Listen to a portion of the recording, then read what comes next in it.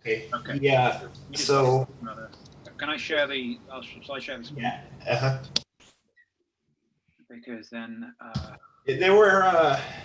It wasn't fun coalescing all those. I will say. So have you filtered these already, or is it just everything that came out from a core search? It was me picking what I figured would be interesting, and what they said they could do. Okay. I think one of Chris's compounds actually hit on the bottom there.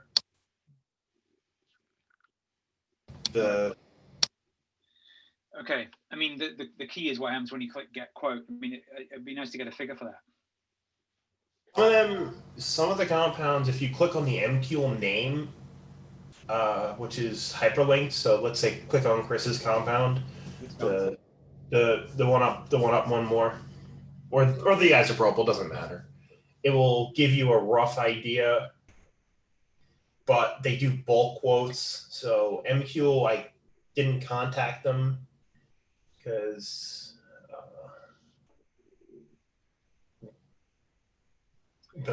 yeah, it's a trade-off. You know, it's interesting because by synthesizing, you have more control.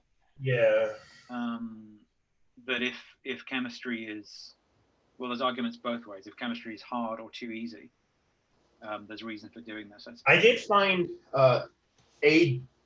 something interesting from MQL. There, you can put another heteroatom on the core, and it's very, very easy to do. It's literally just changing the one with the 3 nitrogens in the core. You can do very easily with a compound called aminopyrazine, which is very cheap, and it's the same conditions as making the original core. You just swap out that thing for aminopyrazine.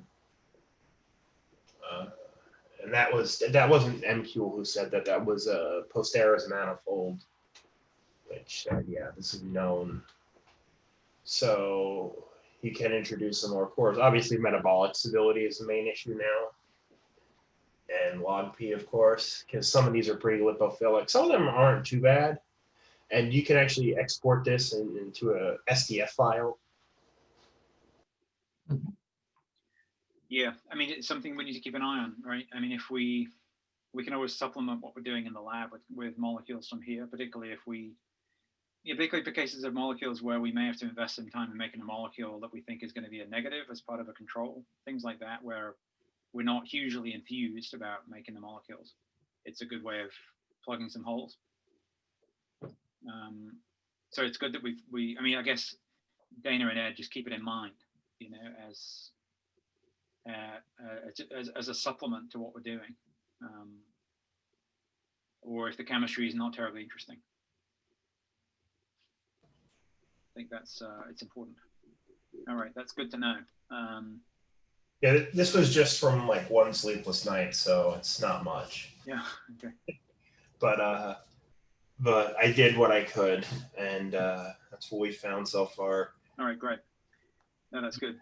So yeah, Ed and Dana, I'll take the lead from you on things where you think we might want to make use of something like this. You just got to say, you know, basically alert us to when you think this is going to be helpful.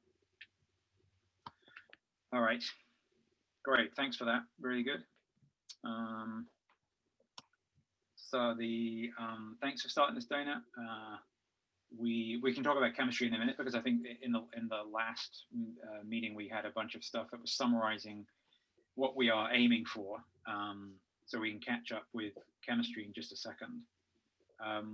In terms of the design, you know, what we're kind of aiming for versus last time, I'm assuming that no one has had any major changes of heart about what we're aiming for, right? We're still going after the same basic ideas.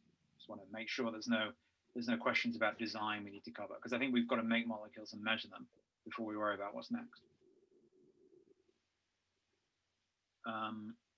And Laurie's not, I don't think she's here, but she had offered to send some of those molecules from previously, and I guess we're still in touch with her about that, are we? Hopefully. Yeah, she just had surgery, so she's recovering. But yeah, I'll keep in touch with her about all that stuff. Okay. All right. Good. Thanks. Yeah, I mean, whatever she can do, obviously, is great. And oh yeah, there was an action on you, Dan, to reach out to Ben about related comments that may have been made. Yes, I haven't done that yet. No, that's fine. Just checking. Okay, all good. And also, if you are in touch with Loi, there was this very interesting conversation we had last time about what she knew about toxicology of these things. So it sounds like they have been assessing that too. So if we could ask her for any data that they're willing to share on that, that'd be incredibly helpful. Yeah, I think they routinely get them against Right. mammalian cell line. So I'll just make sure that she sends that to us. I think she said that that was fine. Yeah, okay. And I'm guessing things are still happening in Andreas's lab. No updates, right? No, still happening. Just waiting. Okay, all right, fine. I mean, I mean, we know the two people doing it. I mean, in early next week, if you could just ping them and say, how's it going? Just, it's a polite hassle. Sitting in the waiting room, yeah. It's the. All right, Ed, did you want to share anything about chemistry, or Daniel, if you want to share anything with chemistry that's been happening?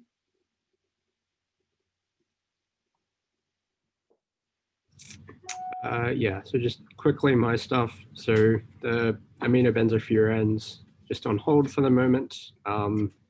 All 5 of these Suzukis are done. So I did DCM methanol columns for all of them yesterday. And I just need to do a reverse phase on each just to clean them up. But yeah, we'll have those 5, I guess, next week. Right. Yeah, so I've made these cores with the methoxy and the chloro. I did the Suzuki's this morning. They look like they have made product, so I need to do workup and purification on those. And then I have enough of the brominated intermediate left to probably do 1 more Suzuki coupling each. Actually, the methoxy I have more, so I could make more of those. So I was thinking maybe I would put the benzofuran on these cores as well. But yeah, the chemistry went fine. Just go back to slide 24, sorry. Okay, so yeah, all right, sorry. So 5171 is needed for that amino linking to the imidazole, right? That's the reason that's being made. Yeah. Right, so that's going to be our first foray into that. I've tried it with the Was it the paramethyl? Yeah, aniline. Iodine, yeah. Yeah, just using the 18 crown 6 conditions, and it didn't work. What if you try DIP and DCM and microwave? Yeah, I can try that. And the other thing we can do is a Buchwald. Yeah. So I'll come back to that next week, I think. Yeah, DIP and DCM, forcing conditions. If it goes once, then we're all set, right? Because we just have to make one. So it's DIP or DCM or DIP and DCM or Buchwald. Some way to get the two to mesh with each other. Where did the MNFO catalyst idea come from? From a paper. I mean, is it a good paper? Yeah. I mean, yeah, so they did these kind of conversions on a lot of other substrates, okay. Like the benzothiophene as well. So it seems trustworthy. No, fine. I'm not casting aspersions, just want to hear. Not saying I've seen it before. It's got an elaborate ligand for a simple interconversion, that's all. If the DIP and DCM does work for the amine, you could theoretically put it in paracresol and parathioacresol to get ONS linkers too. For sure. So we could do a sweep of that area, NSO sweep of the amine linker and see what it brings up. If the basic SN2AR conditions work, of course. All right, looks good. Thanks. Great. Just a sort of word of caution, I guess, really. Some of these toluidines and things like this are quite toxic. So be careful with them. Right. Right. I mean, at this stage, of course, we're in SAR mode, but yeah, I know what you mean. Yeah. Well, I just think handling orthotoluidine and things like Oh, this. I see what you mean. Sorry, yes. Just the handling, yeah. That's why you start small, a couple milligrams. Hopefully that's coming up on your risk assessments, guys. It's funny though, they actually do use parathiocresol in perfumes at about a concentration of 0.5%, which I found interesting. The poison's in the dose. Of course. Okay, excellent. Yeah, I was looking. I finally got around to looking at the units thing. They just, it's interesting that, so I looked at the original reports. The units are just different. There's no reason for them to be different. I'll just bring up what I was looking at here. So I mean, there's nothing really to be said here other than the fact that we just have to keep an eye on it. And if we're going to be using Sue Chalmers' lab, then we're consistent. And it's really only a small number of numbers. So I think we can sort of close the list. But it was these two numbers here for the rat, where we've got the direct comparison between the two. And yeah, the Monash number, which is this one, should be, according to the units, an order of magnitude smaller than the other one, because they're out. And there's no reason why they should be out. It's the same experiment, just different units. And of course, it isn't out. But there's always error in these kinds of measurements, and it's difficult to reproduce them exactly. But yeah, we just have to make sure that, for the remaining units here that we've got from Monash, we are, consistent with that. And it's a note of caution, I suppose, that these look superficially the same, but they're times 10 out. So that's all there is to it. They're different, and that's it, I guess. So these. I guess just when we're comparing. Yeah. Just when we're comparing one molecule to another, we should just make sure that we're using the right one. Right, and it's funny. And then I think I'd never been critical of this before. I never looked at this critically before. I just always assumed these units are the same. So I assumed there were standard units for Clint, and there aren't. So anyway, that's that. Glad we noticed it. Us rather than a referee.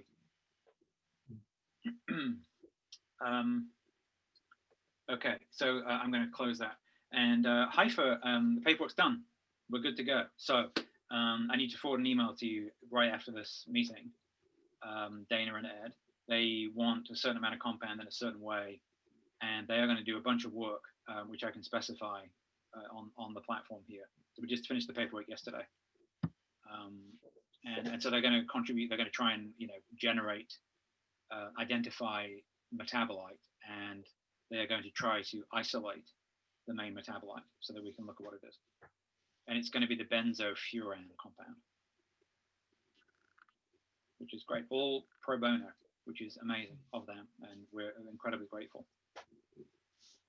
to their work. And in fact, there is a window now where things are reasonably quiet, which wasn't the case a month ago. So I think we can get something done, which is absolutely awesome. So I'll clarify what's going to happen on the website, and I'll ping you the email so we can get that set up. But if we can ship that compound to them ASAP, then the results will come back pretty soon too. Generally speaking, Chris, how stable are benzofuran moieties in drugs? They tend to be oxidized by P450s. But I figured it when you're not going to have good half-life with that. it's a starting point, though, isn't it? It's a starting point. It is. Very well it is. Okay, there's a remaining action on you, Dana, to see how well the video performs on SOCMed, which is fine, so non-urgent or anything. Yeah. Okay, then we've got this issue of molecular contribution. So the SGC site that I was referring to, where you can request tools, the idea is you read this material and then you fill in what you want, what you're asking for, and you click a bunch of things and you submit it, and then you can get access to those compounds because you've agreed to the terms. So it's a quick wrap license. So we can definitely basically copy and paste this text if people wanted to request compounds from us. But I guess that's not really what we were talking about, was it? We were talking about people giving compounds. So I still think I need to modify this text a little bit to talk about what terms you want for people who want to donate compounds. And I just wanted to sort of pick brains a little bit about that. So if you were going to, send in a compound to this effort, and you were happy for it to be screened for things like, MRSA and tox, the terms that you want most likely would be what? That, I mean, it's the question, you presumably want to know that the data would be taken on to the project in the same spirit so that it's made publicly available. Otherwise, why would you be involved? So there's got to be some sense about being happy with that. But also, presumably, we need to clarify whether or not we, once we have the sample, are allowed to do anything else with it. And I would assume that the answer to that is no, that we're not allowed to then send it to somebody else for some other purpose, right? So it's not as if it's, by sending us the molecule, you're not washing your hands of it, you're donating it for this specific project. Would you imagine that would be what people would be wanting? That's certainly the simplest way of doing it, I think. I mean, one of the issues with the COAD project, talking to those guys who had all those compounds sent in, and they will have, some terms also, is that nobody had agreed in advance about, shipping of those compounds for any other purpose. And so it did mean that down the road, with all those molecules in a fridge somewhere, that nothing could be done with those molecules beyond what was the original idea, unless you went back and negotiated with everybody individually. I think the issue that might come up then is if it turns out to be really active and you want to put it into secondary assays and things like this. Yeah. Well, I mean, so I think if it's still aligned with the project, I think you would have to give us the permission to keep on investigating the molecule, or make new versions, or make new batches of it, because it's aligned with the project. But if it turns out that the danger is, of course, that if it turns out that the molecule looks like it might be good for something else, that we don't have rights to progress it, I suppose. Not without contacting them again. Yeah. So we would be free to operate if it's aligned with the project, but not if we start stepping outside of the intent. And how do you define project? Yeah, well, that's the thing, isn't it? I mean, I would have said anything under the open source antibiotics umbrella, so it could be any of the projects. That would be very helpful, yes, because then we can cross-screen. Yeah. Yes. Is there, I mean, also you want indemnity, you want, if it turns out that the molecule is actually much more toxic than you think. So you send it to us in good faith without having assessed toxicity, and it's later identified as being a hazardous molecule. You don't want us going back and suing them. So presumably you want to say, okay, you take the molecule as it is, even on the understanding that, of course, it may have properties that are unforeseen. Yes, or it may actually turn out to be patented by somebody else and they didn't know about it. Yes. So. Yes.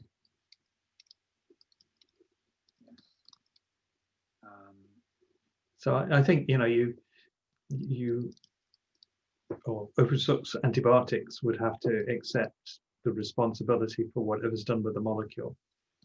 You can't go back to the person who donated it. Yes, it's a washing hands thing. Yeah. Yeah. I'm just trying to keep this simple because I've seen agreements like this before and they're quite long. Yes. People aren't going to read them. Yeah. So this kind of length is just about okay. It starts getting quite technical down here when it starts talking about making modifications. I guess that is a little bit relevant, but also I guess not, because if we're taking in molecule X and it looks good, then if we make X plus methyl, that's nothing to do with the submitter, because we have no agreement about that molecule X plus methyl. Yeah, and the thing is that it's not like you're going to be patenting them in the future, so you don't have to worry about inventorship and things like this. Yeah. Yeah.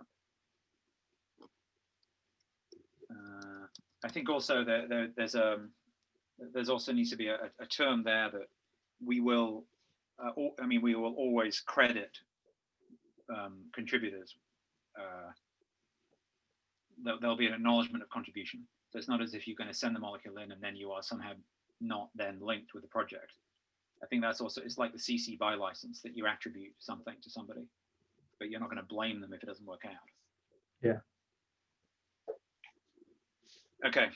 I think I need to draft up some text here for this direction. If we ever give things out though, so on Twitter, there's someone I know in India who wants to try and screen some of our molecules, particularly the ligase ones, actually, in this case. So it's the other project. Wants to try and screen against some TB MER ligase enzymes. And so we could, if we were able to ship out, 90 or so molecules to that person, and it would be very useful if we had something like the text on the screen for them to say, okay, yes, I agree to your terms, already set up. But I think that would be less common than us receiving things. Well, you don't know how it will turn out in the future. No. Be optimistic. Okay, all good. So that's still on me to try and clarify those two different situations. Yeah. All right, all good. Mechanism of action is coming very soon, I think. They're just digesting the results, which is great. And there was nothing. Oh, Ed, did you get a chance, or Dana, did you get a chance to look at this thing about molecular sketching, lab archive sketching facility? Can you search? I've not done it yet, no. Okay, when you get a chance, just see if it works. Again, it may take so within Lab Archive you should be able to find things pretty quickly. But then if you draw a molecule, and with their searching tool, and you put it on the page, give it a few days to see if the metadata goes to Google, and so you can find it on Google even without putting the string in. It's that thing. So we can stop doing strings manually. That'd be very useful. Okay, so there was just a bunch of stuff. There's a thing there. I've submitted the molecule spreadsheet to Google for indexing. They said it will take a week or so before it occurs then. Okay, did you just send them the URL? I had to write a page in which the URL was in the page, and they index the page and the links. Oh, and so that's then a permanent installation of that link. Yes. Of note. Yeah.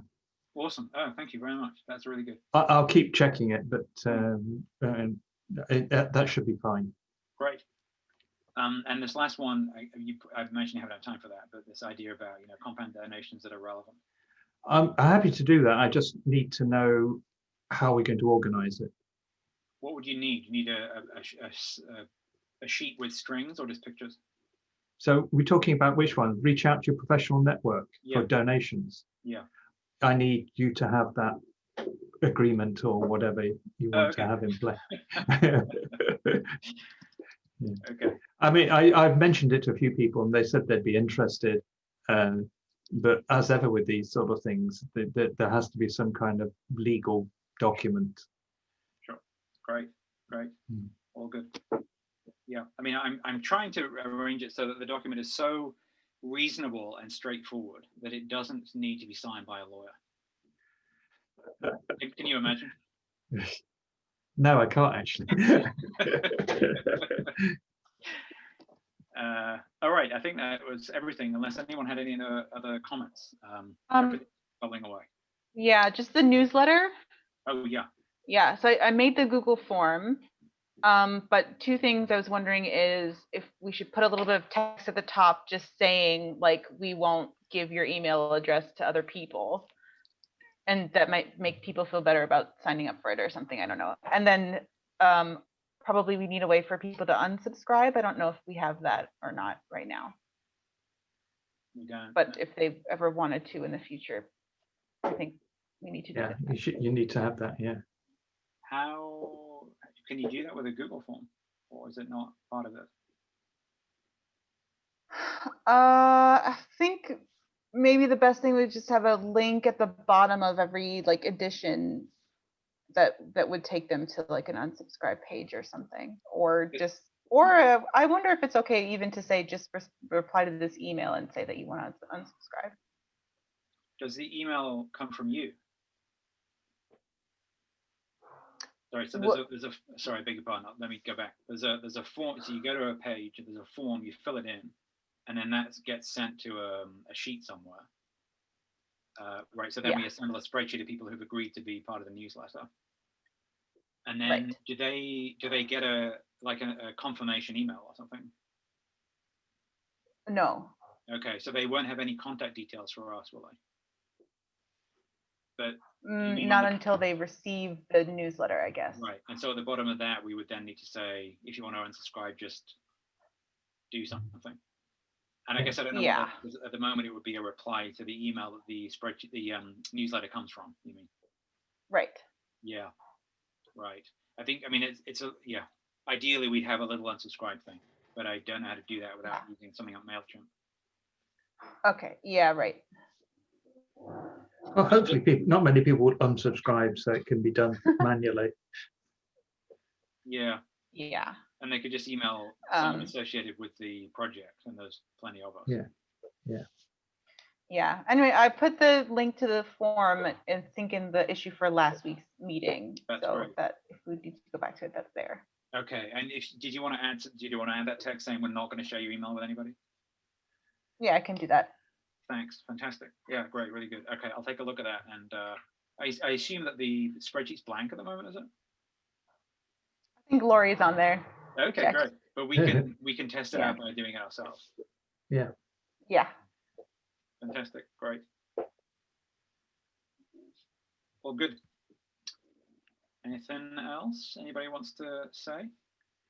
I was just wondering about the donated compounds and things like that. How will we handle if we get the same compound from two people?